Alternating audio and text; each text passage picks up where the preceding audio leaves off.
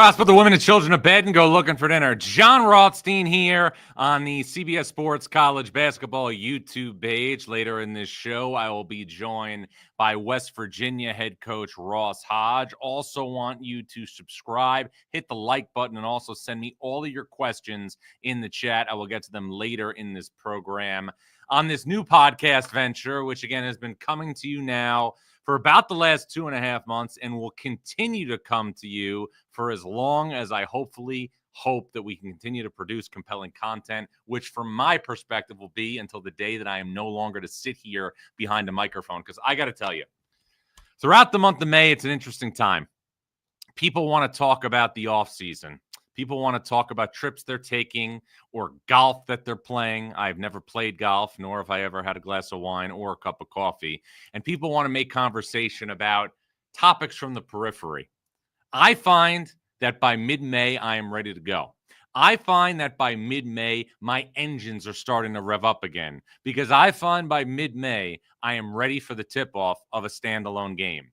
And that is the energy and that is the gravitas that I'm feeling as I sit before you today. Because for whatever reason, maybe it's big game after big game being mentioned, obviously, to start next season in November and December. It feels like every single day another compelling early season matchup comes to the forefront. Maybe it's the fact that you're starting to get excited about some of the possibilities for the season ahead.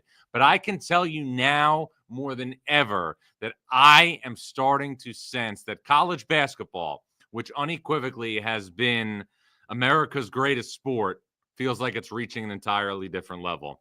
Now, what are some ways that college basketball can be even better next year than it was a year ago? Let's get to three big things. I want to start with the focal point of the early entry withdrawal deadline for the 2025 NBA draft, which will be coming to you a week from Wednesday. There are a lot of key names still going through the NBA draft process, and I'll get to them throughout the show, and throughout the show I will do next week as well before the deadline. But make no mistake about it, Houston's Milos Uzan is the biggest name and represents the biggest decision in the 2025 early entry withdrawal deadline for the NBA draft. Now, why is Uzan the name that stands out among the rest? It's real simple.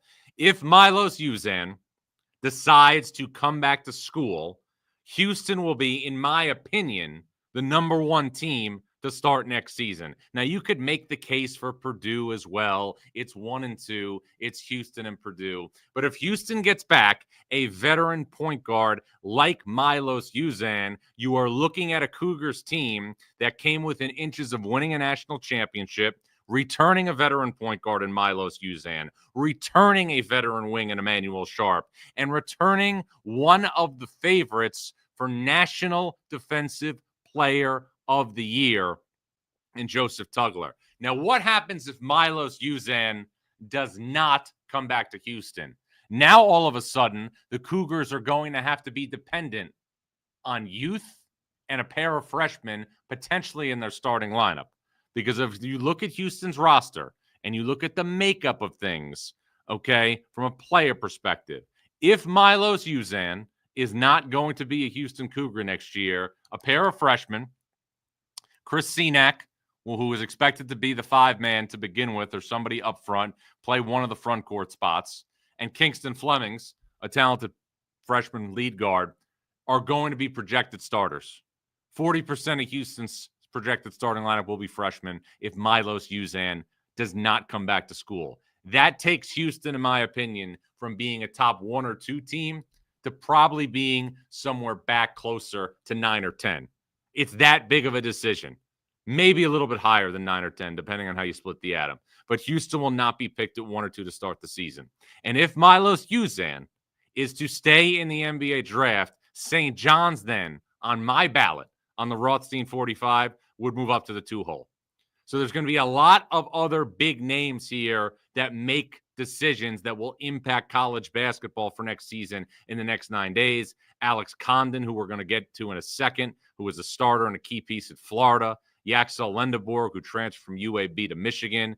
Jameer Watkins is another one. There are a lot of big names still left to make decisions, but the most important unequivocally is Milos Uzan. If he comes back, Houston's number one on the ballot. If not, worst case by most people, they're two. It's Houston and Purdue. If he doesn't come back, Houston has to depend on a pair of freshmen, Kingston Flemings, and also Chris Senack in the starting five. Now, I mentioned Florida, the defending national champions, and things are starting to fall into place for Florida. But Florida is 2 decisions away from being a top 5 team and a Final Four team for next season. Now, let's start with the dominoes. Earlier this morning, I received a phone call from Ruben Chinyelu, Florida's starting big man, who was in the NBA draft early entry process. He is withdrawn. He is coming back to Gainesville. That's the first domino. The second domino is something that I expect will happen over the next 48 to 72 hours. Now, you never know what can happen when name, image, and likeness is involved. You never know what can happen when it's the highest of high major recruiting. But I firmly expect Arkansas transfer Boogie Fland, who is officially visiting Florida starting today, to commit to the Gators this week and sign with the Gators this week. Now, what does that mean? That means if Todd Golden can get Boogie Fland to commit and puts him in place next to Princeton transfer Xavion Lee, all of a sudden, if Florida can then get Alex Condon back from the NBA draft early entry process, then Florida will have a team that is good enough to go back to the Final Four for the second consecutive season. Boogie Fland was a player who, you're seeing the stats right there, was a double-figure scorer last year, but missed the majority of last season until the NCAA tournament to be in a situation where he was out with a hand injury. Now you're looking at Boogie Fland for a full season. Now you're looking at Boogie Fland in a lead guard role. And now you're looking at Florida potentially starting 3 of the front court players who were a part of last year's team that won a national championship, Hauk, Condon, Chinyelu, with Lee and Fland in the backcourt. That, to me, is Final Four good. That, to me, is a team, again, that will start next season in the top 5. So if you're the Florida Gators right now, you are 2 decisions away. You need Boogie Fland to commit. You need Alex Condon to get out of the draft and come back to Florida. 9 days away is the early entry withdrawal deadline. Florida's a nice team right now with Condon back. Florida's a top 15, top 20 team. With Boogie Fland, they're a team that can go to a Final Four unequivocally. And it also sets up an interesting dynamic in the SEC because you would have a little rivalry start to build between Florida and Arkansas. Now, Arkansas is a team that I have in my top 10. Arkansas is a team that has big-time player retention under John Calipari. Carter Knox is a part of the early entry process to the NBA draft. He has not officially made an announcement on what he is going to do. But if he's back, you will have DJ Wagner, Carter Knox, Trevin Brazile, Billy Richmond, all back from a Sweet 16 team. And obviously, John Calipari brings in a pair of talented freshmen in the backcourt, Malik Thomas and Darius Acuff. John Calipari is always going to get players. And when you look at the way this roster was constructed, it was constructed with the idea that Boogie Fland would be a one-and-done player. Boogie Fland, again, from everything I'm gathering, is likely to commit to Florida this week. Nothing is official in high major recruiting until the player says it. But he would be the first domino. Alex Condon announcing his intentions to return will be the second domino, and it would put the Florida Gators, in my opinion, as a top 5 team to start next season. Now, Kansas, for years under Bill Self, ripped through the Big 12 like a chainsaw through butter. Kansas, for years under Bill Self, were the gold standard of college basketball, along with some of the other blue blood programs. But if you look now at what Kansas has been under Bill Self, I'm just going to do this off the top of my head right now. Bill Self was hired in 2003, and there were a couple of upsets for sure. That happens, when you're going to be a head coach at the high major level for a long time. But let's look at Kansas right now since Bill Self was hired. 2004, you lose in the Elite Eight to Georgia Tech. Paul Hewitt was a coach at Georgia Tech in overtime. Hard-fought game. 2005, upset by Bucknell. 2006, Kansas was upset by Bradley.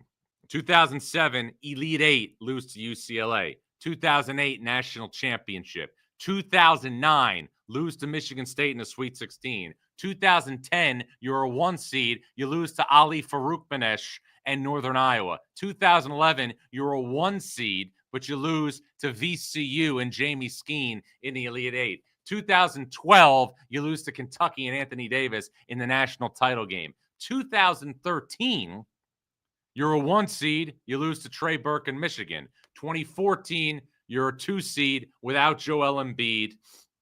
You lose to Stanford in the round of 32. 2015, 2 seed. You lose to Wichita State. 2016, 1 seed. Lose to Villanova in the Elite Eight. 2017, you're a 1 seed. You lose to Oregon in the Elite Eight. 2018, Final Four. 2019, you lose to Auburn, who went to the Final Four in the round of 32. 2020, before COVID, you had the best team in the sport before the tournament shut down. 2021, you lose to USC in the second round. 2022, you win it all. And now let's look at the last 2 years of Kansas basketball. Last 3 years, I should say. 2023, Kansas was a 1 seed. Bill Self didn't coach then. Lost to Arkansas in the round of 32. 2024, Kansas lost to Gonzaga and in the round of 32. And this year, in the first round of the NCAA tournament, Kansas lost to Arkansas. But Kansas was beyond just being a 1 or 2 seed in the NCAA tournament under Bill Self and just finishing, at a high level in the NCAA tournament. Kansas was about regular season dominance under Bill Self. The streak. So many years of winning at least a share of the Big 12 regular season title, and I know that ended a couple of years ago. But I will say this. The last 2 years are the first time at Kansas that Bill Self has lost double-digit games in a season. And the last 2 years at Kansas, Bill Self finished 6th in the Big 12 last year, and the year before he was tied for 5th. Those are the 2 worst conference finishes in the history of Bill Self's Hall of Fame career. And looking at his career, when he was at Oral Roberts, they were an independent before that. So they weren't exactly keeping conference standings. But the 3 places he's coached since, Tulsa, Illinois, and now Kansas, this is the worst back-to-back stretch of basketball that Bill Self's teams have had since his first 2 years at Oral Roberts from a conference standings perspective, even though, again, Oral Roberts is an independent. And I got to tell you, Kansas now is in a scenario, and this is not a hot take, this is just a fact of life. Kansas is now in a scenario, and we're going to do conference previews in July and August, but if you said, John, give us right now your Big 12 preseason conference power rankings, this is what I'm going to tell you. Kansas would not be in the top 5 of the Big 12. I'd go Houston. I'd go BYU. I'd go Texas Tech, Arizona, and Iowa State. Kansas would not be a top 5 team in the Big 12. And looking right now at the roster that Kansas has assembled, I see nothing but questions. Elmarco Jackson, former top 50 recruit, coming off a major surgery where he didn't play last year. Major surgery. Major injury. Big question mark. Darren Peterson, one of the best freshman prospects in the country, expected to be one of the top players selected in the 2026 NBA draft, but he's a freshman. And in 2025, you can't depend on freshmen in college basketball. Jaden Dawson, leading scorer on a good Loyola Chicago team out of the Atlantic 10, going to have to play a major role. Trey White, nice piece to the puzzle, transfer from Illinois. But this is his 4th school in 4 years. And then you have Flory Badunga, who will step in the pivot, who, again, is the only real player of that 5 that I just mentioned, which is Kansas's projected starting 5, that has had, a taste of things regularly in a Jayhawk uniform when you talk about potential starters. Kansas is 2 legitimate players away from being vintage Kansas, from having a dog in the fight. I know that they're recruiting internationally. I know that they're doing everything that they can to get involved with the remaining prospects that are still in the NBA draft that are also in the transfer portal. You've heard Kansas's name mixed in with Darian Williams, who played for Texas Tech, last year, was a big part of that Red Raiders team that went to the Elite Eight and lost to Florida in a heartbreaker. But the facts are the facts, and I've said this on multiple shows already. Name, image, and likeness has balanced everything out. And now all of a sudden, being a blue blood does not have the same cachet that it used to when it comes to recruiting the best of the best. A kid can go to BYU, a kid can go to St. John's, he can go somewhere else and get compensated handsomely rather than going to a blue blood. It's not as big of a hook as it used to be. And you look at some of the other programs in the sport right now that were used to being at blue blood caliber status. I just went through Kansas's last 20 years roughly under Bill Self. Championships in the Big 12, 1 seeds and 2 seeds ad nauseum in the NCAA tournament. Tied for 5th and then 6th last year in the Big 12 standings. Would not be in my top 5 right now in the Big 12, let alone nationally. Right now I have Kansas 32 nationally. Would not be on my AP preseason top 25 ballot. This is Kansas. North Carolina, lose R.J. Davis, lose Elliott Cadeau, lose Ian Jackson. Seth Trimble is going to be one of the best players in the ACC. Like the Evans kid from Colorado State, he's a piece. Like Jaron Stevenson, he's a piece. Caleb Wilson, 5-star freshman. Okay. But this is North Carolina. This is where you're supposed to be competing for championships. I think the Tar Heels are solid. I think they'll make the NCAA tournament. I like Visar from Arizona. Had a good run under Tommy Lloyd. But the blue blood programs that we came to know, teams that were making the Final Four, just look at where things are at right now. And I'm talking about the last half decade. 2021 national championship game in the bubble. I was there. For 26 days, I was there in 3 rooms. I needed padded walls by day 20. It's going to be in my book someday. Could have used a good therapist during that time. Baylor played Gonzaga in the national championship game. Baylor's whole roster flipped over during the offseason. Gonzaga, again, is going to have a 4-5 in Braden Huff and Graham Ike, who's going to be as good as any in the sport. But Gonzaga's guards are a pair of unproven commodities at the highest level. Braden Smith was a redshirt last year. Patriot League Player of the Year in 23-24. Jalen Worley, redshirted last year. Played at Florida State, transferred to Virginia, sat out last year after transferring to Gonzaga. There's big question marks. You look then at the 2022 Final Four. Kansas won the national championship. They beat North Carolina in a title game. Neither team would be ranked in my top 25 to start next season. The other 2 teams in that Final Four, Duke, which is flourishing under John Shire, and Villanova, who just had a head coaching change. Blue blood programs. You want to go to the 2023 Final Four? UConn, national championship, could win another one this year. Dan Hurley, the best of the best. The best of the best right now. Made some roster decisions, which he would, probably like to have back after last year, but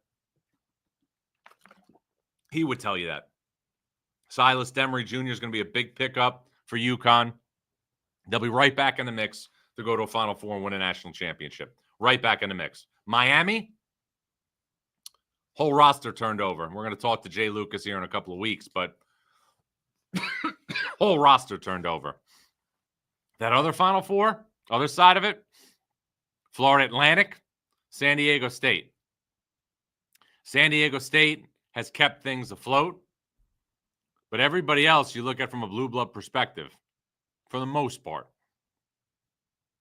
Gonzaga, Baylor, Kansas, things have shifted.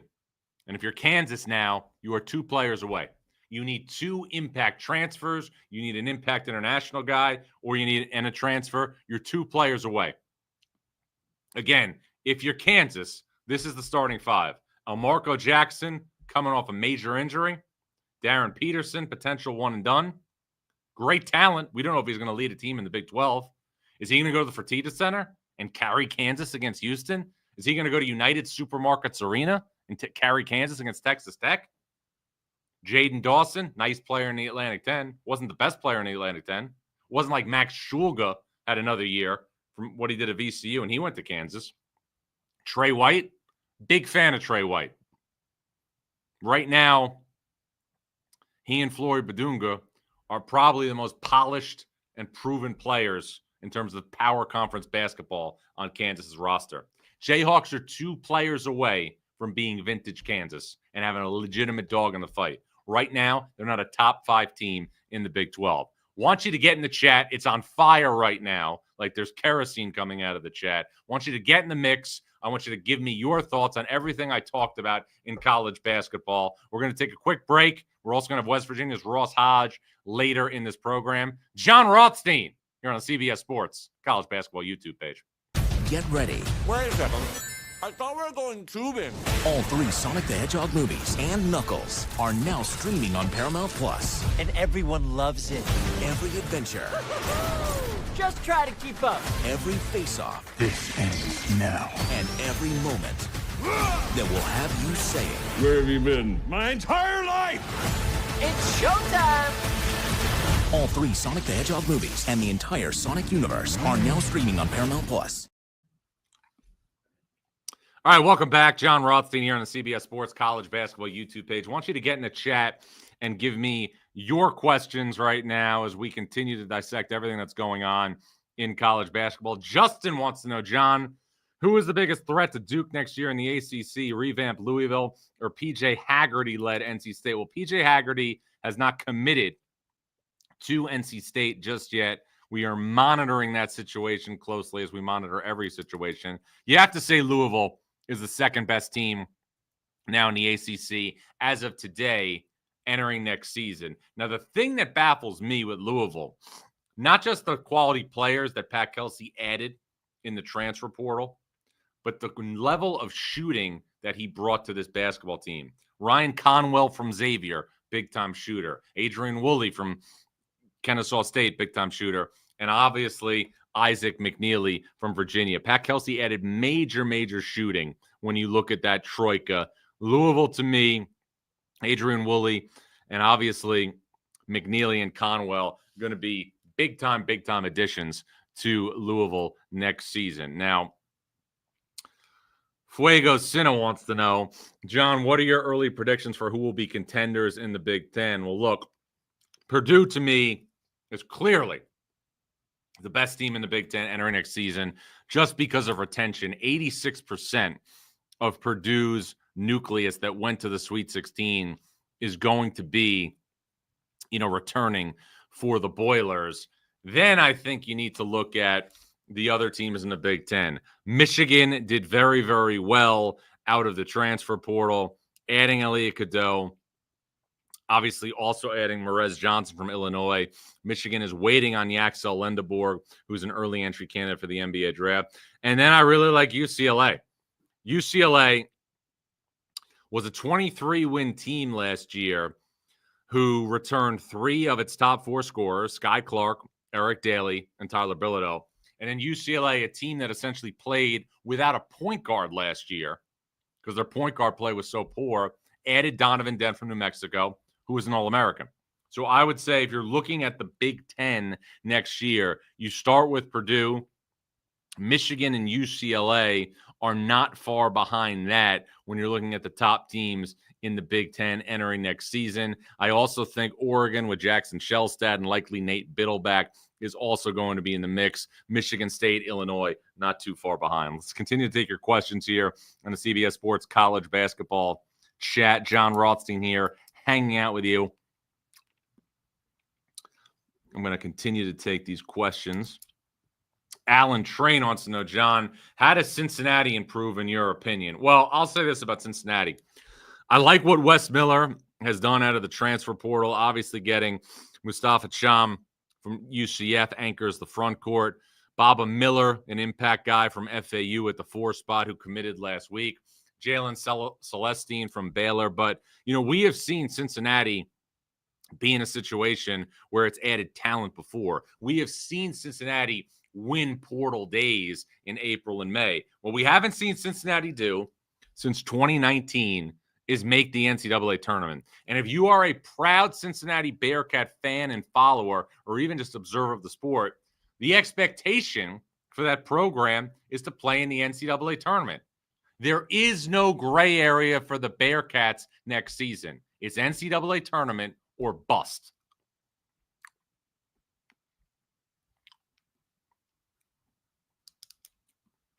Keep going through right here. All these questions. I'll take Alan Train again, and it's John. The addition of players North Carolina State added, do you think they can compete in the ACC? Look, North Carolina State now, if you're looking at, and there's been some good pieces added. They've been linked to PJ Haggerty from Memphis for weeks. We have not seen an official commitment for that. Trey Holloman, Michigan State, really good piece at point guard, solid. Terrence Arsenault from Houston has ability with higher usage. I'd say NC State right now is a bubble team, but there needs to be more to Will Wade's arsenal than he has right now to be a real factor at the top of the ACC. Top of the ACC, in my opinion, is clearly Duke and Louisville right now. I would say, you're going to see North Carolina in the mix as well. And then I would say Miami with Jay Lucas. I think those, when you're looking at the ACC, are the teams that you would look at being the most formidable. I think North Carolina and what they've done is built a competitive team. It's a little bit kind of like the opposite of last year's team, because last year's team was so reliant on its perimeter. This year, the makeup looks like it's more suited to tailor to the front court. But North Carolina does not look like vintage North Carolina. It looks like a team in the middle of the bracket in the NCAA tournament, in my opinion. Red Riles wants to know, John, name your biggest sleeper team in each power conference. Well, I don't know yet what I'm going to do in terms of each power conference, because I think teams are still, figuring things out to a degree. But I will get that to you in the weeks and the months to come, as we are set to be in a situation where we will give you our conference previews in just a couple months. But want to check in with a new coach coming up who's taken over at West Virginia. He is Ross Hodge. We're going to take a quick break, and then we will bring you the newly minted head coach of the West Virginia Mountaineers, Ross Hodge. I'm John Rothstein. Remember, this is only May. Critics are buzzing about the new season of Yellow Jackets.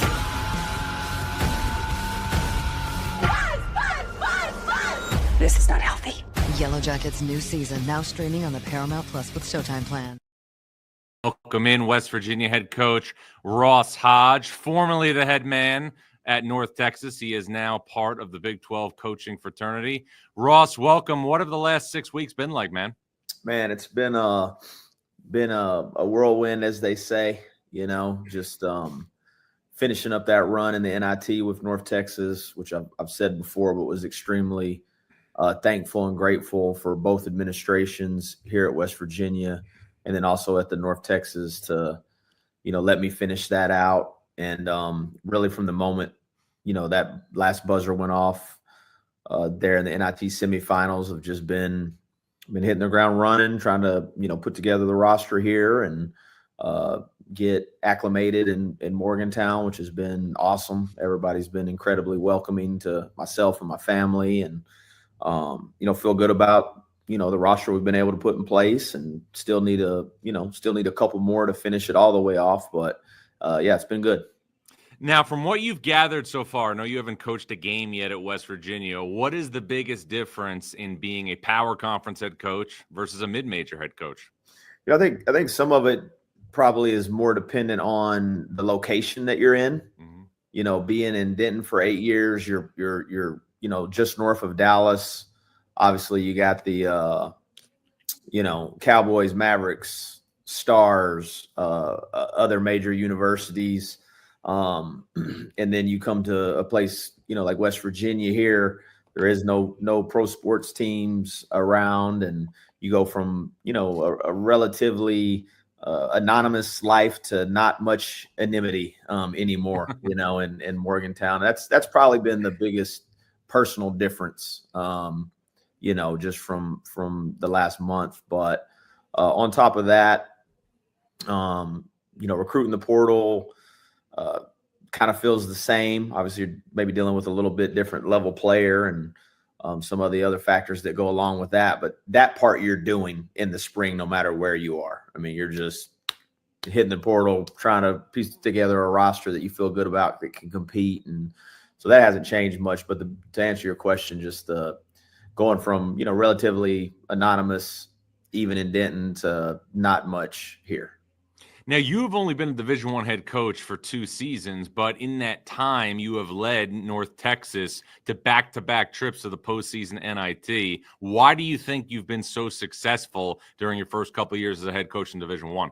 Yeah, I've been fortunate. Like most of us, been fortunate to coach really good players in those 2 years, and did have a great staff and had a group of guys that really, bought into the way that we wanted to play and played for each other, and had elite defenses there and really good guard play. We had 2 first-team all-league guards back-to-back years, and if you're able to put together a really good defense mirrored with elite guard play, you're probably going to have some success in college basketball.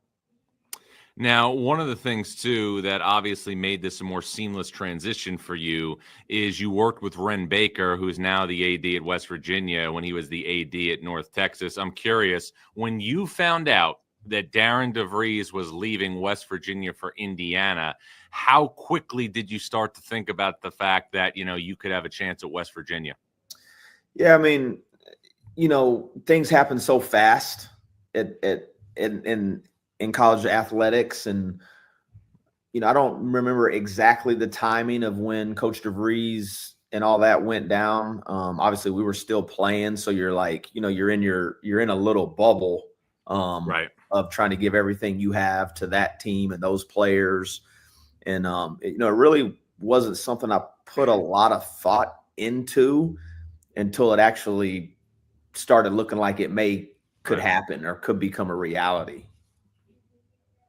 But I'd stayed in touch with Ren through the years from his time period, and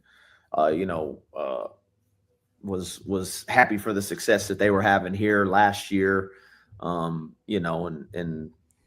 Definitely thought they did a great job.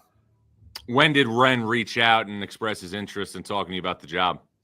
I think from the initial, again, like, man, it gets a little hazy, just because it was such a whirlwind. But I think it was all really quick, man. It happened fast. I mean, I would think the whole process from initial contact to official announcement was probably within a week span.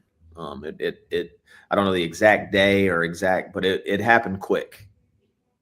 Now, the positive is obviously you became a power conference head coach, a coach in the Big 12, but probably one of the negatives is you're going to be in the same league and have to compete with the man who you worked for at North Texas, who's now at Texas Tech, and Grant McCasland. What do you think it's going to be like when you have to go against Texas Tech and Coach McCasland?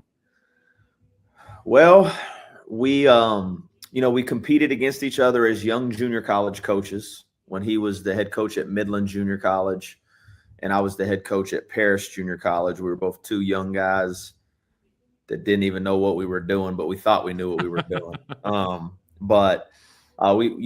We competed against each other then, and obviously just, competed against each other in practice settings as well. So it'll be fun. I mean, like Coach McCasland, Grant's a high-end competitor, one of the most competitive people I've ever been around. And, I would imagine there'll be a healthy level of respect, but at the same time, when you kind of get into playing games, you really are, we're not playing against each other, it's just trying to figure out the best way to give our guys, our team, the best chance to beat them on that night, and you kind of remove all the other storylines and stuff like that. But it'll be fun. Now, I know being a head coach in the Big 12 can be daunting if you look, obviously, at the level of coaching in this league. But from your perspective, being in a situation where you probably had to win your conference tournament to reach the NCAA tournament, how invigorating is it to be in a league now where you have so many quad one opportunities?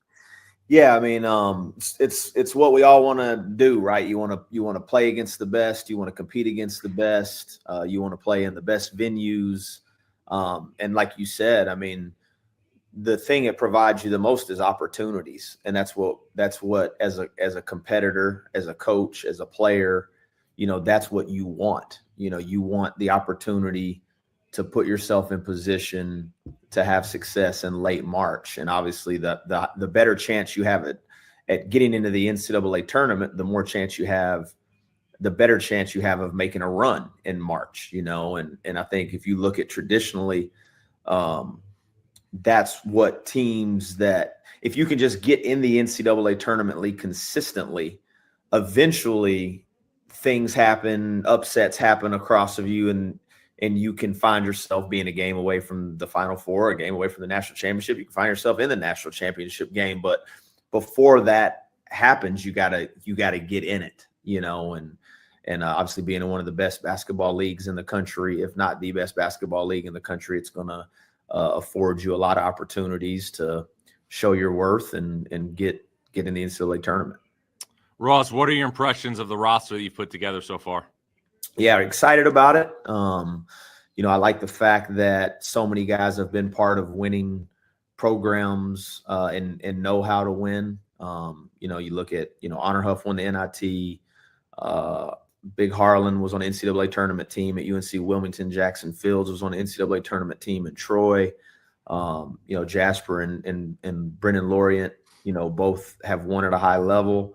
The transfer from South Carolina, Morris, he played on the NCAA tournament team as a freshman.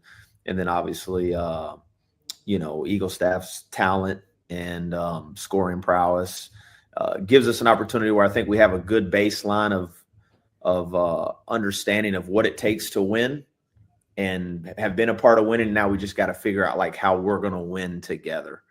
And so it's not like you're having to teach guys how to win. It's just more like, okay, like we all have experience winning. We know how to win, but how are we going to win together? And, even our young, the high school kids we've signed, Jaden Forsyth and DJ Thomas are really good players that have been part of winning where they were as well. Obviously one of the main things you need at the power conference level, in addition to good players, is having a world-class practice facility. And in doing this job now, seeing so many different campuses and different setups, I can say without hesitation that West Virginia's practice facility is second to none. It is the elite of the elite. And a big reason for that was obviously the efforts of one of the former head coaches of West Virginia in Bob Huggins. I'm curious, have you had any dialogue with Coach Huggins since you were hired as head coach of the Mountaineers? Well, I haven't yet. Certainly am hopeful that we will get a chance to get connected. And, he did so much, not only for the program and the university, but he did so much for the state of West Virginia throughout his tenure. And, you said it best. And we played against West Virginia in 2021 at North Texas. It was post-COVID, so there wasn't fans here. We were kind of in and out. But I had not seen the practice facility, my office. I hadn't seen any of this until I actually came up for the press conference, and I was blown away at how nice this place is. And again, a large credit, to Coach Huggins and the people that supported him. And it's not something that I take lightly. The history of West Virginia basketball. Jerry West, Rod Thorne, Hot Rod Hundley, Coach Beeline, Coach Catlett, Coach Huggins. It's something you definitely feel. And I definitely have every time I step foot in this office, every day I have a great level of appreciation and gratitude for what Coach Huggins did while he was here. So how do you embrace that and make him feel like he's obviously the figure that everybody knows he is in West Virginia basketball history, while at the same time moving forward with your own imprints on the program? Yeah, I think, like I said, I think I would hope, they say time helps some people and time can hurt some people. Mm-hmm. And I would certainly hope that time will help us. And the more time coach gets to see how we play, get a chance to meet myself. And I think he'll appreciate the way that we play the game, and the toughness, the grit, the togetherness. I think it's something that, not only he, but the rest of the state of West Virginia can get behind and really appreciate. Well, Ross, as you pointed out during your opening press conference when you were announced, some people have been known to say that West Virginia basketball at a time was tougher than a long weekend at your in-laws. Is that the way you want to be known as West Virginia's head coach? I certainly hope so. I think there's something to the blue collar nature of this state and this people, and a feeling of walking off that floor and just like, man, that was not that you're going to win every game, but you certainly hope that people don't want to play against you. That's the ultimate goal of anybody. That's doing a great job with their team, is just like, man, they were tough, they were physical, they were tough to play against, they were prepared, and I think that's something that we would like to continue to do here. And Ken Palm has the Coliseum, as the number one ranked home court advantage in the country, and that's something that we want to lean into, and hopefully is a strength of ours as well. Well, let's talk about your non-conference schedule for a second. You're going to have 2 games in Charleston. You're going to play Ohio State and Cleveland. We also have Pittsburgh as part of the backyard brawl. Is there anything else of significance on West Virginia's non-conference schedule for 25-26? There definitely will be. Not anything that we can announce, but still working on a couple, high-level neutral court games that we'd like to be involved with, and challenge ourselves in the non-league. It's something we always tried to do, even at North Texas, and want to continue to do that here, even though you do have so many built-in quad 1 opportunities, once you get to the Big 12. But, playing those type of games, I think only help you. They don't hurt you in any way, and just more opportunities and help you grow as a team, and doesn't give you any sense of like false security of who you are as a team. I like to challenge ourselves. And so still looking for a couple, high profile marquee games, and see if we can get a couple of those to the finish line. Final thing, Ross, what are the biggest things you hope to accomplish in your first season in Morgantown? Obviously want to get back to the NCAA tournament. That's the ultimate goal. The ultimate goal would be, to win a national championship. I think that's what, everybody wants to do. And obviously it's not easy to do, but that's what we want to do here. And to do that, you gotta put a team together that's connected and tough and plays for each other and plays the right way. And that would be the goal, is to not only get in the NCAA tournament, but advance. And the one thing that the portal giveth and the portal taketh away, but in this time period, you can, it does give you the opportunity to put a roster together quicker than you would if the portal wasn't a thing, and kind of shape a roster that you believe in. And I feel good about what we've been able to get so far, and just got to finish it strong here. And the guys will start showing up on campus, and shoot, man, another week or so, and the journey begins. Well, Ross, congratulations on the job. Thrilled for your success. I remember when we first crossed paths, you were an assistant at Colorado State. So awesome to see your rise. And as always, look forward to staying connected along the way. Thanks, John. Appreciate you, man. Thanks for having me. You got it. It's West Virginia head coach Ross Hodge. I'm John Rothstein. We'll be back after this. When you need your sports news all the time, we've got breaking news to bring to you. CBS Sports HQ gives you a snapshot of all the sports that matter to you. When you need your sports in a snap, find it on CBS Sports HQ. Streaming free anywhere you are.